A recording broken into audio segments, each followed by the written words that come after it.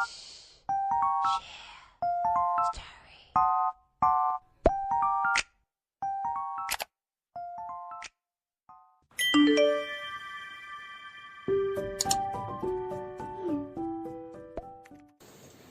sejahtera saya ucapkan kepada seluruh warga MRSM Tun Gafar Baba.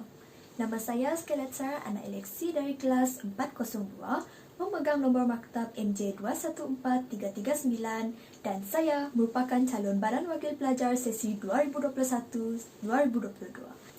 Jika saya menjadi Badan Wakil Pelajar, saya bercadang untuk memohon jawatan Exco tugas-tugas khas kerana saya telah menyediakan beberapa manifesto-manifesto menarik khas untuk para pelajar MRSM Tun Gafar Baba. Saya juga yakin dan percaya jika saya menjadi Badan Wakil Pelajar, saya mampu menggalas tanggungjawab yang diberikan di samping menjadi perantara antara pelajar untuk menyuarakan pendapat dan penambahbaikan terhadap pengurusan maktab kepada pihak atasan.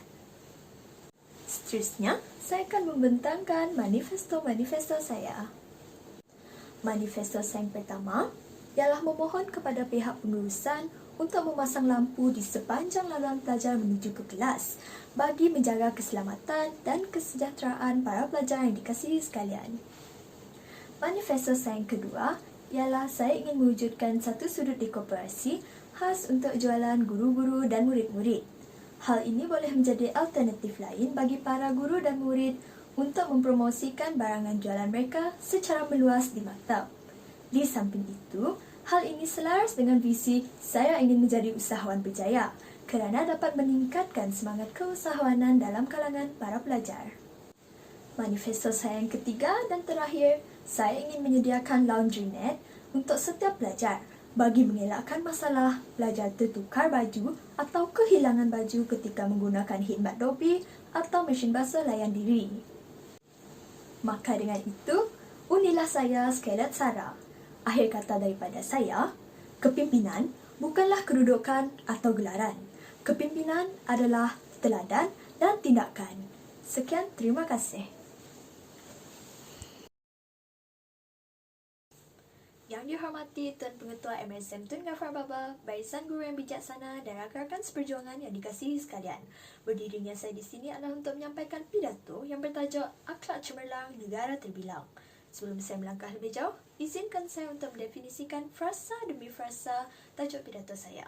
Menurut Kamus Dewan edisi keempat, akhlak cemerlang bermaksud budi pekerti yang sangat baik, manakala negara terbilang bermakna sebuah tempat yang terkemuka.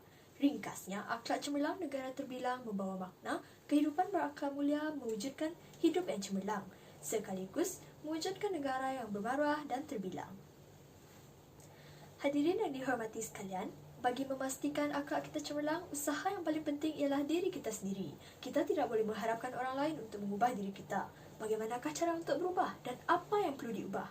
Berkunjunglah ke tempat ibadah dan dengarkanlah tazkirah yang akan menyusup ke gendang telinga dan meresap ke dalam jiwa.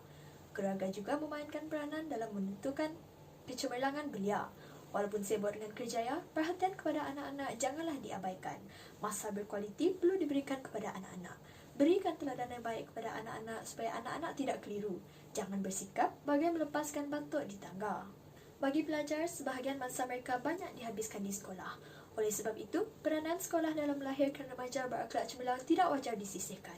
Mata pelajaran pendidikan Islam misalnya, memandu remaja ke arah berakhlak mulia. Menerusi aktiviti kokurikulum seperti unit beruniform dan berpersatuan dapat mendedahkan pelajar tentang nilai-nilai murni yang perlu diamalkan di dalam kehidupan. Hadirin yang dikasihi sekalian, masyarakat juga memainkan peranan yang penting dalam melahirkan akhlak remaja yang cemerlang. Masyarakat tidak harus bersikap bagai enau dalam beluka, melepaskan pucuk masing-masing. Justru, kerajaan mengambil langkah mengawal dan menapis program televisyen yang tidak sesuai dengan norma masyarakat di Malaysia. Tuntasnya, sesuatu umat walau sehebat manapun kekuatan dan kekayaan yang dimilikinya, jika budi pekertinya telah tiada, maka umat itu akan mudah binasa. Mereka sanggup berbohong, membuat fitnah, menjual maruah diri, keluarga, malah agama dan negara. Namun, jika akhlak mulia dijadikan tunjang dalam menjalani kehidupan, semua ini tidak akan berlaku. Jika tuan pergi ke daratan, carikan saya 5 purut. Cerita yang baik jadi ikutan. Jikalau salah, jangan diturut. Sekian, terima kasih.